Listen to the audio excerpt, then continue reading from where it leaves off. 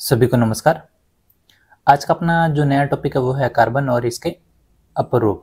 ठीक है, तो इससे पहले अपनों ने जो बात की थी वो बात की थी मोल कॉन्सेप्ट के आधार पर, और उसमें अपनों ने सारे फॉर्मूले बात कर लिए। एक फॉर्मूला रह जाता है आयतन आयतन प्रतिष्ठा। ठीक है, तो वो अपने बात कर लेते हैं, उसके बाद अपना स्टार्ट हो जाएगा कौन सा, कार्बन। ठीक है, तो यहाँ पे अपने बात कर लेते हैं आयतन आयतन प्रतिष्ठा। तो ये मोल कॉन्सेप्ट का एक जो फॉर्मूला वो रह गया वो अपने बात कर लेते हैं, बाकी तो अपना कंप्लीट हो ही गया। प्रतिष्ठा, ठीक है, और आयतन बताया था किसको डिनोट करता है, विलियन को। तो स्टार्टिंग ही जो डेफिनेशन कहाँ से स्टार्ट होगी, विलियन से। ठीक है, तो इसका जो हिंट है वही अपने को ध्यान रखना है, और इसको शो किससे करते हैं, वॉल्यूम, वॉल्यूम बटा वॉल्यूम। ठीक है, तो ये तो बात होगी कि इसको डिनोट किससे करते हैं। उसके बाद बात करें इसकी डेफिनेशन की, तो डेफिनेशन है विलियन, विलियन के 100 आयतन भागों में, विलियन के 100 आयतन भागों में उपस्थित, तो हमेशा क्या उपस्थित होगा, ऊपर हमेशा क्या रहता है, विलय। ठीक है, विलय किस में घुलता है, विलायक में। तो उपस्थित विलय के आयतन भागों की संख्या, वही क्या कहलाएगा, आयतन आयतन प्रतिष्ठा। ठीक है, तो ये तो बात होगी, और ये भी बताया था कि जो डेफिनेशन है वही क्या है, फॉर्मूला है। ठीक है, तो यहाँ से फॉर्मूला भी अपने पास बन जाएगा, तो लिख लेते हैं अपने। तो फॉर्मूला हो जाएगा यहाँ से, इसमें क्या उपस्थित है, विलय के आयतन भागों की संख्या। तो ऊपर आएगा विलय का आयतन, आयतन, और बटे में आ जाएगा आपके पास विलयन का आयतन।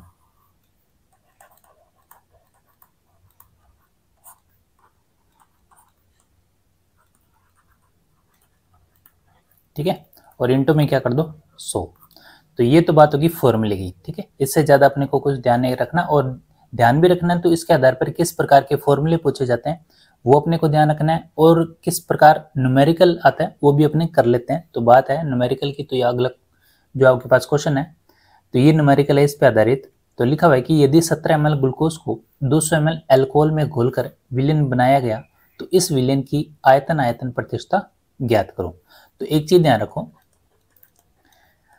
कि 17 ml ग्लूकोज को, यानी इसको किस में घोला गया, अल्कोहल में। तो इसमें विलय और क्या ध्यान रखोगे, विलायक। क्यों, क्योंकि ग्लूकोज घुल रहा है, किस में घुल रहा है, अल्कोहल में। तो अल्कोहल में घुल रहा है, अल्कोहल यहाँ पे क्या है, विलायक। ठीक है, जिसमें घुलता है वो क्या होता है, विलायक, और जो घुलता है वो क्या है, विलय। तो यहाँ पे आपके पास ये तो हो गया विलय, और ये क्या हो गया, विलायक। तो अपने सीधा फॉर्मूला लगाते हैं, आयतन है, ऊपर क्या आएगा, विलय के आयतन। तो विलय का आयतन कितना है, 70 ml। तो 70 बटे, अब देखो नीचे था विलयन का आयतन, तो विलयन का आयतन क्या होता है, विलयन क्या होता है, विलय प्लस विलायक, यानी विलय प्लस विलायक, यानी 280। ठीक है, और इंटू में क्या आ जाएगा, 100। तो यहाँ से आ जाएगा आपके पास 70, और 280 और 70 ये कितना हो गया आपके पास, 350। ठीक है, और इंटू कर दो आप क्या, 100। तो यहाँ से एक जीरो से एक जीरो, और ये 7 5 35, तो 5 से यहाँ से काट दो, 20 5 100, तो आपके पास आ जाएगा 20। ठीक है, तो यही अपने को ज्ञात करना था कि इसमें किस प्रकार के अपने पास क्वेश्चन पूछे जाते हैं। तो ये मोल कॉन्सेप्ट का एक जो लास्ट में रह गया था अपनों ने, वो अपनों ने कंप्लीट कर लिया। बाकी जो भी फॉर्मूले हैं आप एक, मतलब अपना ये होता है कि कोई भी अपना चैप्टर कंप्लीट होता है तो उसमें क्या करो, आप एक शॉर्ट नोट्स बनाया करो कि 1 या 2 पेज में वो खत्म हो जाए, ताकि उसको लास्ट में जब आपके पास एग्जाम हो तो रिविजन करने में क्या हो, आसानी। ठीक है, क्योंकि लास्ट में ये होता है कि अपने पास एक बहुत सा एक ऐसे किताब से बन जाती है अपने लिखते लिखते, तो उसको पढ़ने से अच्छा है कि आप शॉर्ट नोट्स बनाओ, ताकि उससे क्या होगा, आपको लास्ट में हेल्प मिलेगी। अब स्टार्ट करते हैं अपने कार्बन और इसके विभिन्न रूप। ठीक है, तो वीडियो स्टार्ट करने से पहले आप चैनल को जरूर सब्सक्राइब कर लें, और साथ ही चैनल को शेयर भी करें, लाइक भी करें, कमेंट भी करें। तो बात करते हैं अपने आगे कार्बन की, कि कार्बन क्या होता है। कार्बन,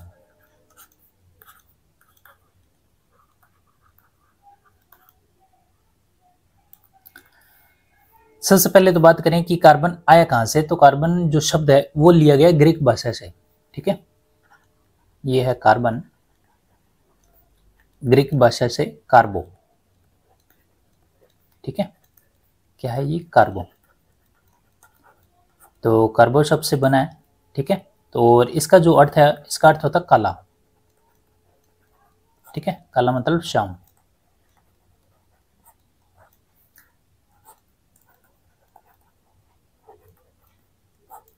तो ये ध्यान रखना है, कार्बन जो शब्द है वो कहां से लिए गए, ग्रीक भाषा के कार्बो से लिए गए, जिसका अर्थ क्या होता है, काला, ठीक है, ग्रीक भाषा।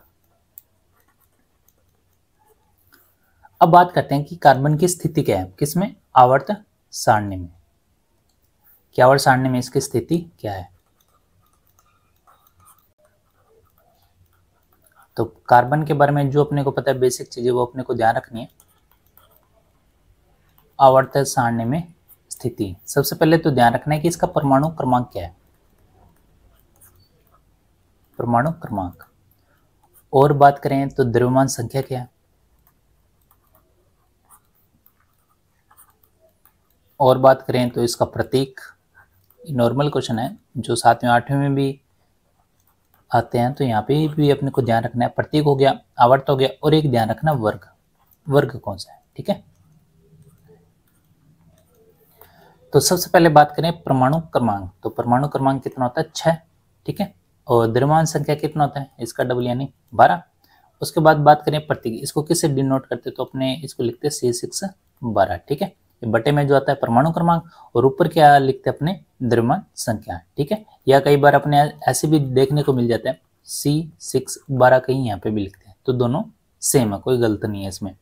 आवर्त की बात करिए तो आवर्त कौन सा यहाँ पे, तो कार्बन का जो आवर्त है वो होता है सेकंड, ठीक है। वर्ग की बात करें तो वर्ग कौन सा होगा, 14। तो ये तो बात होगी कार्बन की। उसके बाद बात करें इलेक्ट्रॉनिक विन्यास की।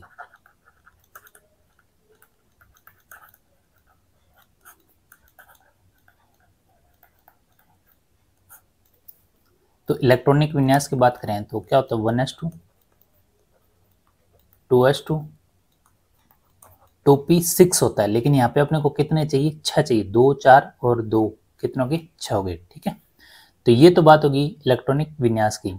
अब इसमें एक चीज ध्यान रखें कि जो इलेक्ट्रॉन का जो वितरण है वो किस प्रकार होता है।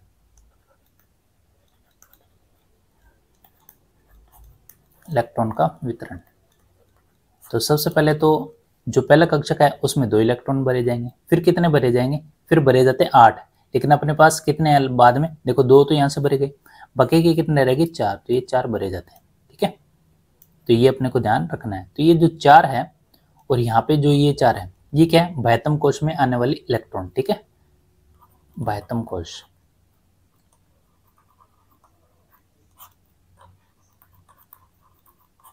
तो इसको कैसे ध्यान रखना है, जैसे अपने बात करें तो ये नाभिक, और ये पहला कक्षक, और ये दूसरा कक्षक।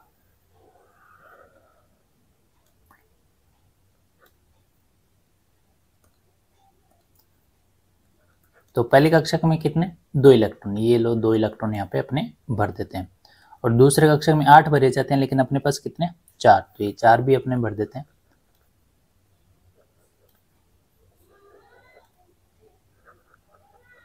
तो ये तो बात होगी इलेक्ट्रॉन यहाँ पे अपने भर दिए। अब एक चीज ध्यान रखो, यहाँ पे अपने को एक ही होता है कि जो भी आपके पास परमाणु है या अणु है, उसमें क्या होता है कि बाह्यतम कोश में जो इलेक्ट्रॉन होता है, अगर वो कम है तो वो क्या करता है, पूर्ति करता है। पूर्ति करने के लिए वो क्या करता है, या तो साथ वाले से इलेक्ट्रॉन क्या करेगा, वो ग्रहण करेगा, ये इलेक्ट्रॉन क्या कर देगा, त्याग कर देगा, एक ही चीज है, ठीक है। लेकिन कार्बन एक ऐसा मतलब परमाणु है, इसमें क्या करता है, ये जो 4 इलेक्ट्रॉन है, जो इलेक्ट्रॉन नहीं त्याग पाता है, नहीं ग्रहण कर पाता है, ठीक है। तो इसमें क्या होता है, ये इलेक्ट्रॉन का क्या करता है, साझा करता है, ठीक है। एक मात्र ऐसा जो परमाणु है जो क्या करता है, इलेक्ट्रॉन का साझा करता है, ठीक है। किस लिए साझा करता है, अष्टक को पूरा करने के लिए। तो यही अपने को ध्यान रखना है। तो ध्यान रखना है कि अष्टक पूर्ण करने के लिए, पूर्ण क्यों, क्योंकि 4 तो ही 4 और चाहिए, तो अष्टक पूरा तभी होएगा। तो अष्टक पूर्ण करने के लिए अन्य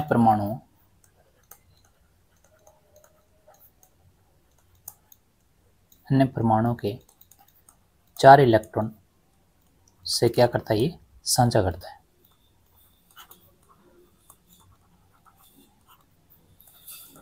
साझा करता है। और एक चीज ध्यान रखना है, साझा करता है तो ये कितने बंध बनाएगा, 4 बंध बनाएगा, और जो वो 4 बंध क्या करेंगे, 4 सहसंयोजक बंध बनाएगा। ठीक है, तो ये क्या करेगा, तथा 4 सहसंयोजक, 4 सहसंयोजक बंध बनाता है। इसीलिए इसको एक क्या बोलते हैं, इसीलिए इसको बोलते हैं कि जो कार्बन है वो है क्या है, चतुसंयोजी। चतुसंयोजी है। तो सबसे जो इम्पोर्टेंट है वो यही है कि कार्बन क्या है, चतुसंयोजी है। क्यों है, क्योंकि ये कितने बंध बनाता है, 4 सहसंयोजक बंध बनाता है। उसके बाद एक चीज ध्यान रखो कि यहाँ पे आपके पास आवर्त जो आ रहा है वो कौन सा है, सेकंड। अब ये अपने कैसे ध्यान लगाएंगे कि देखो, एक तो ये होता है कि अपने सभी परमाणु याद कर ले, तब अपने को पता हो आवर्त कौन सा होगा। ठीक है, नहीं तो अपने इसका एक जो तरीका है वो बता देता हूँ आपको। सबसे आसान तरीका है, आपको इलेक्ट्रॉनिक विन्यास पता है, तो लास्ट में जो आपके पास द्वार है, ये जो लास्ट में आपके पास जो सेल है वही क्या बताता है, आवर्त को बताता है। फिर से सुन लो, जो लास्ट में जो भी सेल आ रहा है वही क्या बताता है, आवर्त को बताता है। यही अपने को ध्यान रखना है। तो लास्ट में 2 आ रहा है तो ये किसको बताएगा, आवर्त। तो कार्बन का जो आवर्त है वो कितना होगा, 2। ठीक है, उसके बाद बात करें, जैसे मान लो जैसे मैं सोडियम की बात करूं तो सोडियम कितने पे आता है, 11 पे, यही है। तो सोडियम यहाँ पे इलेक्ट्रॉनिक विन्यास लिखे अपने 1s2 2s2 2p 6 6 और 4 कितने हो गए, 10 हो गए। 10 के बाद एक 11 ही आएगी, यानी 3s1। तो यहाँ पे लास्ट में कितना आ रहा है, 3। तो ये जो 3 आ रहा है ये किसको शो करेगा, आवर्त को। ठीक है, तो लास्ट जो सेल है हमेशा किसको शो करते हैं, आवर्त को शो करते हैं। ठीक है, तो आज के बाद कभी ये भूलने अपने कि ये कौन से आवर्त में है, तो क्या करो, लास्ट जो सेल है वो निकाल लो और उसमें जो भी आपके पास लिखा है वो किसको शो करेगा, आवर्त को। ठीक है, तो ये तो बात होगी कार्बन की जो बेसिक बातें हैं जो अपने को ध्यान रखना है। ठीक है, नॉर्मल बातें ये तो सबको पता ही है। बाकी अपने इसके आधार पर बात करेंगे कि जो 4 सहसंयोजक बंध है ये किस प्रकार डिनोट होते हैं। तो अपने बात करें सबसे पहले 4 एकल, इसको बोलेंगे 4 एकल संयोजी परमाणुओं में बंधन। ठीक है, तो सबसे पहले आता है मीथेन। तो मीथेन की बात करें अपने CH4, इसको क्या बोलते हैं, मीथेन।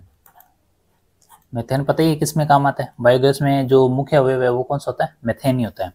तो इसमें जो देखो ये जो कार्बन है किससे जुड़ा हुआ है, हाइड्रोजन से। और कितने बंध, 4 एकल संयोजी परमाणु। कैसे जुड़ा होता है, जैसे यहाँ पे कार्बन है तो इसके साथ ये हाइड्रोजन, यहाँ पे भी हाइड्रोजन, हाइड्रोजन और ये यहाँ पे हाइड्रोजन। ठीक है, तो ये इस प्रकार क्या होता है, ये जुड़े होते हैं। उसी तरह एक होता है कार्बन टेट्रा क्लोराइड, जिसको अपने क्या लिखते हैं, CCl4। ठीक है, इसको बोलते हैं पायरीन। ठीक है, पायरीन किस लिए काम आता है, आग बुझाने के काम आता है। तो यहाँ पे CCl4 है, तो कार्बन यहाँ पे जो 4 बंध बनाएगा किससे, क्लोरीन से। तो यहाँ पे आ जाएगा आपके पास ये Cl इससे। ठीक है, तो ये होगा 4 एकल संयोजी परमाणु। ठीक है, तो ये तो ध्यान रखना अपने को, मेथेन हो गया, पायरीन हो गया, और भी जैसे ध्यान रखो क्लोरोफार्म हो गया, जो किस में याद आता है, बेहोशी की जो दवा होती है उसमें यूज किया जाता है।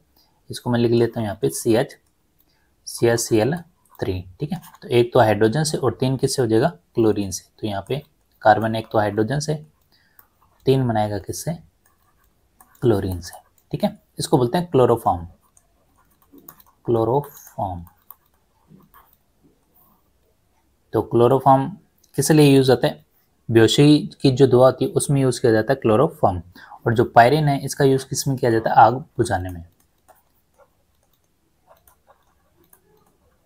ठीक है, तो आपको साथ के साथ बता देता हूँ। ठीक है, बेहोशी में, तो बेहोशी में तो क्लोरोफॉर्म, आग बुझाने में पायरीन, और मेथेन का यूज, मेथेन चलो अपने बात कर ही लेते हैं, मेथेन की लिख लेते हैं। तो यहाँ पे मैं लिख देता हूँ मेथेन CH4। ठीक है, एक तो ध्यान रखना ये बायोगैस का क्या है, मुख्य अवयव।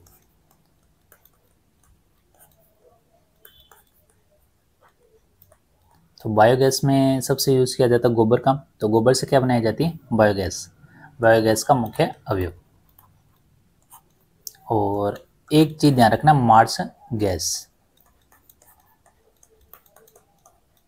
मार्स गैस ये कहाँ से मिलेंगी आपको? जो भी दलदल वाले इलाके हैं वहां पे देखना, जो भी आपको गैस निकलती है वो कौन सी है? Marsh gas. उसी को बोलते हैं, यानी ये कहाँ से उत्पन्न होती है? दलदल से। और उसी को क्या बोलते हैं? मेथेन। ठीक है, एक तो ये ध्यान रखना। और बात करें धान के खेत, धान के खेतों से उत्पन्न, धान के खेतों से मतलब जैसे चावल हो गए, तो चावलों में सबसे अधिक क्या लगता है? पानी लगता है। पानी लगता है तो वहाँ की जो जमीन है वो कैसे हो जाएगी? दलदल रूपी हो जाएगी। और यही अपनों ने बात की कि दलदल रूपी में कौन सी गैस उत्पन्न होगी? मीथेन। तो ये भी ध्यान रखना है, धान के खेतों से उत्पन्न। और एक चीज ध्यान रखना, जैसे जितने भी पशु हैं वो जुगाली करते हैं, ठीक है, आपने देखा को वो मुंह चलाते रहते हैं, तो वो क्या होता है? जुगाली। तो जुगाली के दौरान जो गैस उत्पन्न होती है वो भी कौन सी होती है? मीथेन। ठीक है, तो ये भी अपने को ध्यान रखना है। पशुओं की जुगाली के दौरान उत्पन्न गैस।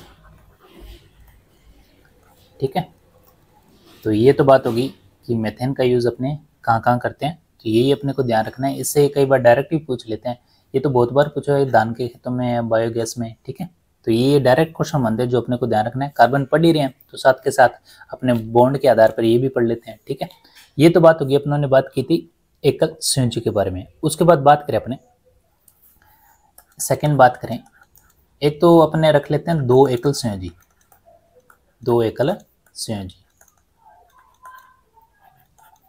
और एक अपने को ध्यान रखना है द्विसंयोजी। ठीक है, तो ये बंद है। एक तो कौन सा होगा?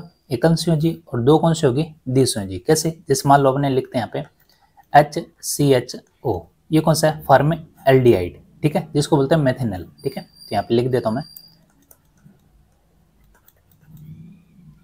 फॉर्मेल्डिहाइड। और इसी को ही क्या बोलते हैं? मेथेनॉल। तो यहाँ पे ये बंद कैसे बनाएगा? तो देखो कार्बन है, हाइड्रोजन के तो साथ बनाएगा सिंगल सिंगल, ठीक है, लेकिन ऑक्सीजन के साथ कितना बनाएगा? दो। तो यही तो लिखा था, दो एकल संयोजी और एक द्विसंयोजी। ठीक है, उसके बाद आपके पास आ जाता है एक तो फर्स्ट जिन गैस COCl2। ठीक है, ये कौन सी गैस है? फर्स्ट जिन गैस।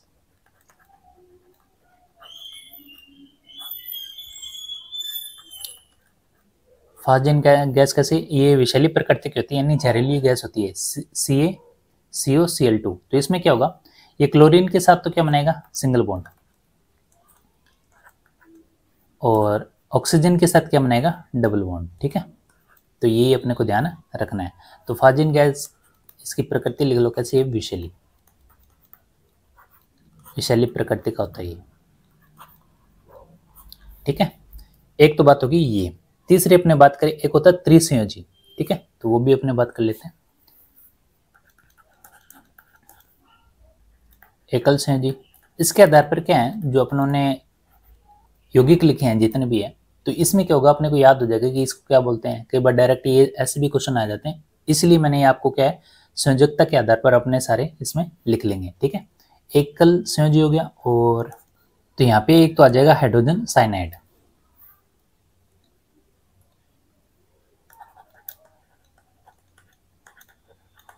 Hydrogen cyanide. ठीक है, तो इसमें क्या होगा? इसका जो ध्यान रखें कि इसका यूज कहाँ होता है? हाइड्रोजन साइनाइड का। तो इसका ज्यादातर यूज होता है विषैली गैसों में। जैसे कोई फैक्ट्री होगी, केमिकल फैक्ट्री होगी, और एकदम से मतलब उसमें ब्लास्ट हो गया, तो उससे जो गैसें निकलती है, तो वो गैसें किस में कन्वर्ट हो जाती हैं? HCN, हाइड्रोजन साइनाइड में। और कहा जाता है कि अगर इसके सिर्फ वाष्प के संपर्क में आ जाएं अपने, तो सिर्फ उससे क्या हो जाएगी? इंसान की मृत्यु हो जाएगी, सिर्फ वाष्प से। तो यहाँ से इसके बॉन्ड के बारे में बात करें तो हाइड्रोजन के साथ तो एक ही बनाएगा, और नाइट्रोजन के साथ कितना बनाएगा? 3। ठीक है, तो ये देखो, एक एकल संयोजी और एक त्रिसंयोजी। और एक चौथे की अपने और बात कर लेते हैं, दो द्विसंयोजी, ठीक है। ये भी बंध बनाते हैं कौन कौन से, जैसे CO2 हो गया, तो यहाँ पे कार्बन है तो ऑक्सीजन के साथ 2 बॉन्ड बनाता है ये। और किसकी बात करें, ये तो CO2 होगा, एक हो गया CH2, तो यहाँ पे ये कार्बन है और इसके साथ भी कितने बॉन्ड बनाएगा, 2, ठीक है। तो ये अपनों ने बात कर ली कि किस हिसाब से अपने पास बॉन्ड डिवाइड होते हैं, ठीक है। तो ये भी अपने को ध्यान रखना है और इसके साथ ये भी ध्यान रखना है कि इसको बोलते क्या हैं, ये तो पता ही है अपने को। अब बात करते हैं अपने एक सिद्धांत आता है जैव शक्ति सिद्धांत, तो उसके बारे में बात कर लेते अपने। कार्बन तो पढ़ ही रहे हैं, तो इसके साथ एक सिद्धांत है जैव शक्ति सिद्धांत, ठीक है। तो सबसे पहले तो बात करें कि ये सिद्धांत दिया किसने, तो ध्यान रखना बर्जिलियस ने, नाम तो सुना ही अपनों ने, बर्जिलियस, ठीक है। ये क्या कहते हैं, ये कहते हैं कि जो भी कार्बनिक यौगिक है उनका निर्माण केवल किस में होता है, जीवधारियों में, ठीक है। जैसे आपने सुना होगा कि डायनासोर इतने साल पुराना है, तो वो अपने को पता कैसे चला, वो अपने को पता चला कि उसकी जो हड्डियां हैं उसमें जो कार्बनिक यौगिक होता है उसके आधार पर उसका जीवनकाल पता चलता अपने को, ठीक है। तो ये किसने बताया, वर्जिलियस ने। इसलिए इन्होंने थ्योरी दे दी कि जो भी कार्बनिक यौगिक है वो जीवधारियों में पाई जाती है, ठीक है। जैसे कोई पशु गई, इंसान है, जैसे कोई माउंट एवरेस्ट में जैसे एक लेडीज मिली थी दफन हुई, उसका नाम तो नहीं पता, लेकिन उसके मतलब अपनों ने चेक किया कि जो कार्बनिक यौगिक है वो कितने साल पुराना है, वो पुराना है 1000 साल, ठीक है। ये इजिप्ट की बात है। तो ये तो बात होगी कि किसने दिया जैव शक्ति सिद्धांत, वर्जिलियस ने। तो इन्होंने बोला जो भी कार्बनिक यौगिक है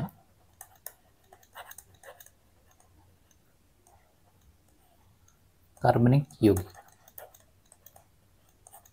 इनका जो निर्माण है कहाँ होता है, सिर्फ जीवधारियों में, ठीक है। एक तो बात होगी ये। अब यहाँ पे एक वर्ड लिखा मैंने केवल जीवधारियों में, तो क्या और किसी में होता नहीं, तो इसका जो सिद्धांत का खंडन किया वो किया था वॉलर ने, ठीक है। तो उसके बाद बात करें अपने, इस सिद्धांत का जो खंडन किया वो किसने किया, वॉलर ने। इन्होंने कहा जरूरी नहीं है कि केवल जीवधारियों में पाया जाता है, ठीक है। तो एक आपने क्वेश्चन सुना होगा कि प्रयोगशाला में निर्मित प्रथम कार्बनिक यौगिक कौन सा है, तो कौन सा है, यूरिया, ठीक है। सबसे पहले वही बना था, तो यही इन्होंने क्या किया, यूरिया बनाया, ठीक है। तो यूरिया का अपने पास फॉर्मूला ध्यान रखना, NH2CONH2, ठीक है। अब यहाँ से एक चीज ध्यान रखना, ये किससे बनाया, अकार्बनिक पदार्थों से। तो देखो यहाँ पे कार्बनिक पदार्थ नहीं लिए, कौन से लिए, अकार्बनिक पदार्थों से मिलकर क्या बना, यूरिया। तो इसीलिए इन्होंने बोला कि जरूरी नहीं है कि जीवधारियों में क्या पाया जाए, कार्बनिक यौगिक, ठीक है। तो इन्होंने ये प्रूव करके दिखा दिया। तो ध्यान रखना यूरिया से रिलेटेड एक क्वेश्चन आता है कि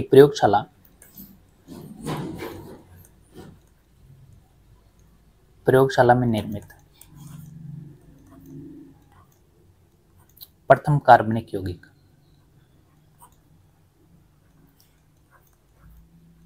प्रथम कार्बनिक यौगिक कौन सा है, यूरिया। तो जिसका निर्माण किससे हुआ, अकार्बनिक पदार्थों से, ठीक है। तो ये जो यूरिया है इसका एक तो फॉर्मूला ध्यान रखना, कई बार यही पूछ लेते हैं। तो और ये क्वेश्चन तो है इंपॉर्टेंट, तो डायरेक्ट क्वेश्चन भी आ जाते हैं, प्रयोगशाला में निर्मित प्रथम कार्बनिक यौगिक कौन सा है, यूरिया। और इसको बनाया किसने, वॉलर ने। और इसने किस सिद्धांत का खंडन किया, इसने किसका किया, जैव शक्ति सिद्धांत का। तो कई बार तो इससे कम से कम 3-4 क्वेश्चन है जो अपने को ध्यान रखना है। तो ये तो था जैव शक्ति सिद्धांत, क्यों बताया, क्योंकि कार्बन अपना टॉपिक चल रहा था, तो उसके आधार पर कार्बनिक जो यौगिक है उसके बारे में भी अपनों को पढ़ना जरूरी था, ठीक है। अब बात करते हैं अपर रूप, ठीक है, अलोट्रोप्स, यही अपने को पढ़ना है, अपर रूप,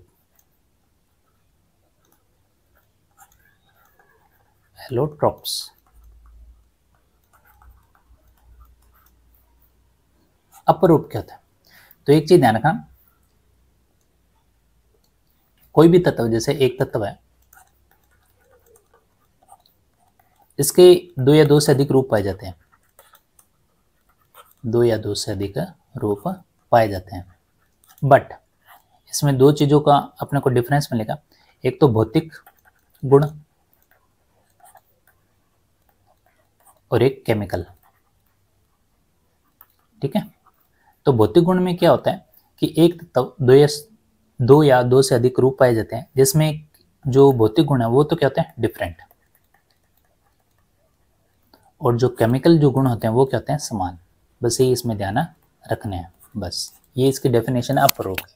तो ठीक है, एक तत्व जिसके दो या दो से अधिक रूप पाए जाते हैं, जिसमें भौतिक गुण तो क्या होते हैं डिफरेंट होते हैं, लेकिन केमिकल जो गुण है वो क्या होते हैं समान होते हैं। ठीक है, तो ये तो बात होगी अपरूप की। अब अपरूप को अपने डिफाइन करते हैं दो तरीकों से, एक तो क्रिस्टलीय और एक है अक्रिस्टलीय। तो यहाँ पे बात करते हैं कार्बन के अपरूप। कार्बन के अपर रूप,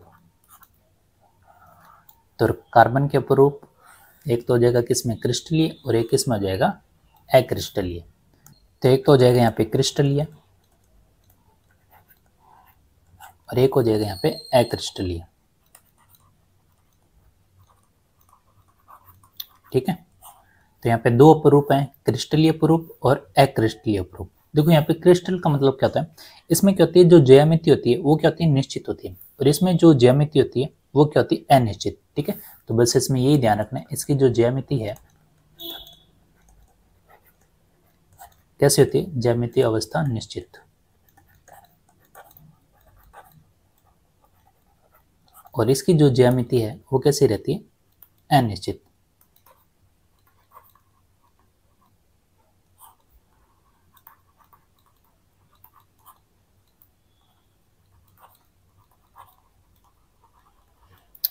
तो अपने बात करें क्रिस्टल में अपने को पढ़ना क्या क्या है, तो एक तो अपने को पढ़ना हीरा,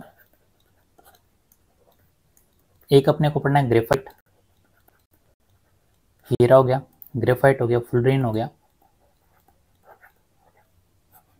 और एक अपने को पढ़ना है ग्रेफिन। ठीक है, और अक्रिस्टल में अपने को पढ़ना है एक तो कोयला, कोक, चारकोल, और एक पढ़ना अपने को काजल। ठीक है, तो ये अपने को पढ़ना है डिटेल से। तो हीरा, ग्रेफाइट, फुलरीन, ग्रेफिन, क्योंकि 10th में भी अपनों ने पढ़ चुके हैं, और जिसके पास बायोकेमिस्ट्री फिजिक्स है तो उनको तो साइंस से रिलेटेड जो, अब कुछ स्टूडेंट ऐसे हैं जिन्होंने मैथ पढ़ी हुई है लेकिन साइंस नहीं पढ़ी हुई, और कुछ ऐसे भी स्टूडेंट हैं जिन्होंने साइंस तो पढ़ी हुई है लेकिन मैथ पढ़ी नहीं है, तो दोनों का कॉम्बिनेशन लेके चलना है। इसी के हिसाब से अपना पेपर क्या होगा क्लियर होगा। अपने एक ये पोर्शन छोड़ते हैं कि यार मैथ तो टफ है तो इसको कैसे करेंगे, और मैथ वाले सोचते हैं कि साइंस को कैसे करेंगे, तो ये तो देखो एडजस्ट करना ही पड़ेगा कि इसका कोई इलाज भी नहीं है कि अपने ऐसे करेंगे सिर्फ लास्ट के टाइम पे बढ़ के हो जाएगा। इसको रूटीन धीरे धीरे जितना अपने को समझ आता है, बाकी देखो अपना तो मकसद यही है कि अपने पास जो भी टॉपिक है वो अपनी कंप्लीट बेसिक से लेके अपने जो भी लेवल है वहाँ तक अपने कंप्लीट करें। ठीक है, और आपका विश्वास बना रहे वो भी जरूरी है। ठीक है, तो चैनल को भी जरूर शेयर करते रहें, और अपने नेक्स्ट वीडियो में बात करेंगे डायमंड के बारे में, यानी हीरा क्या है, तो डिटेल से पढ़ेंगे अपने हीरे के बारे में। तो मिलते हैं नेक्स्ट वीडियो में, धन्यवाद।